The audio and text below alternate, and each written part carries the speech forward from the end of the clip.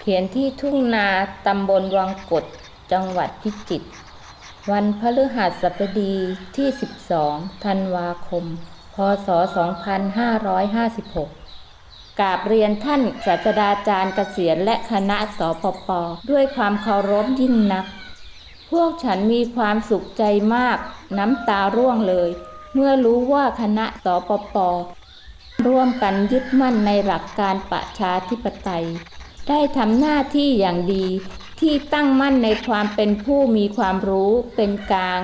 เป็นเกณฑ์ให้นักศึกษาเห็น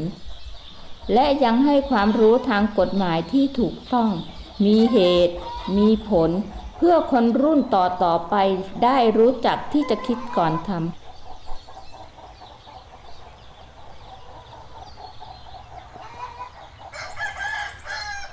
รู้จักวางตนในสถานการณ์ให้เหมาะสมกับความเป็นนักวิชาการ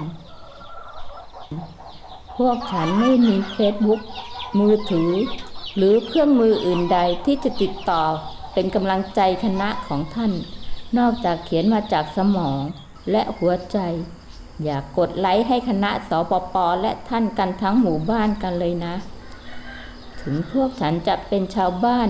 นอกต่างจังหวัดแต่ก็มีหัวใจมีหนึ่งสิทธิ์หนึ่งเสียงและมีสติรู้จักคิด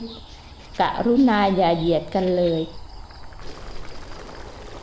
พวกฉันยังอยากบอกว่าถ้าไม่มีพวกเราปลูกข้าวปลูกผักท่านผู้เจริญจะกินอะไรหรือในสมบัติธรรมรงค์ธัญวงศ์ในสุรพลนิติไกรพจน์นางเสรีวงศ์มนทาจะกินหญ้ากินหมาท่านเหล่านี้คงลืมไปหรือไม่ได้มีความรู้เรื่องสิทธิมนุษยชนที่ทั่วทั้งโลกบอกว่าเท่าเทียมกัน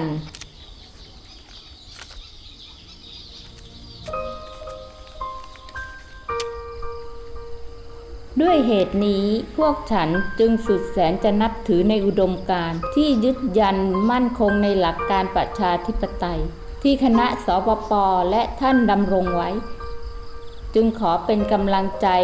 กำลังเสียงหรืออื่นๆที่ช่วยกันรักษาประชาธิปไตยให้อยู่ตลอดไปส่วนเราจะปรับปรุงเปลี่ยนแปลงปฏิรูปให้เข้ากับพวกเราสิ่งเหล่านี้ควรใช้เวลาทำความเข้าใจการเปลี่ยนปรับปรุงตัวบุคคลสำคัญกว่าเปลี่ยนสิ่งอื่นท่านผู้มีความรู้เป็นนักการเมืองผู้ยิ่งใหญ่ต้องปรับปรุงเปลี่ยนแปลงปฏิรูปตนเองก่อนจะไปเปลี่ยนอย่างอื่นที่เขียนมาก็เพราะเห็นด้วยอย่างยิ่งกับความมั่นคงในหลักประชาธิปไตยที่ถูกต้องเหมาะสมของคณะของท่านขอบรรดานักวิชาการผู้มีมันสมองมีคุณธรรมจริยธรรมทั้งหลายได้มีที่รวมกันได้มากขึ้นให้มากขึ้นเจริญขึ้นมีคุณค่ามากขึ้นมีเกียรติมากขึ้นไม่มาแถข้างๆคูพยายามหารูช่องของกฎหมายไหลออกกินอาจมหาเหตุหาผลหาหลักเกณฑ์หลักการอะไรไม่ได้จึงขอนับถือในการออกมาของท่านทั้งคณะสปป.ด้วยความเคารพยิ่งนักนางธนาวันและคนในวังกรดพิจิตร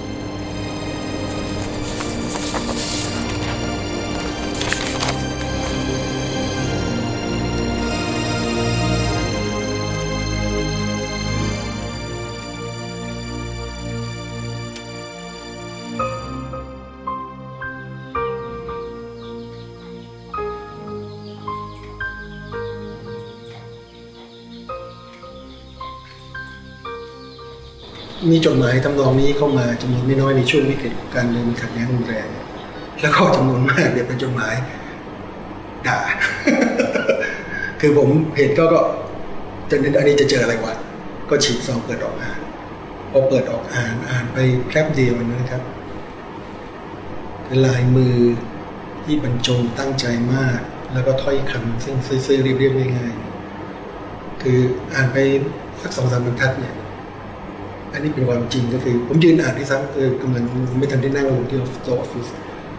ก็น้ำตาเรือนเลยโดยเฉพาะประโยคที่บอกว่า ผ ผู้เขียนนะครับเขาฟังหรือเขาดูการเคลื่อนไหวของสปป.แล้วก็น้ำตาร่วงเรารู้สึกว่ามันจำเป็นที่ต้องมีกระบวนการนี้ที่จะนับถือเคารพรับนับดูคนจำนวนมากในประเทศที่เขาไม่ได้มีโอกาสจะมาเดินขบวนในชุมนุมในกรุงเทพมหานครแต่การที่เขาไม่มีโอกาสแบบนั้นไม่ได้แปลว่าเขาไม่ได้เป็นคนไทยมันไม่ได้แปลว่าเขาไม่ได้เป็นเจ้าของประเทศเท่ากับผมเทจดหมายฉบับนี้แล้วรู้สึกมันสำคัญผมว่ามันเป็นเหมือนกับเสียงบอกความในใจของคนตัวเล็กๆจากชนบทเขาขอแค่ว่าช่วยเคารพเขานับรวมเขาเข้ามาเป็นเจ้าของประเทศเท่ากัน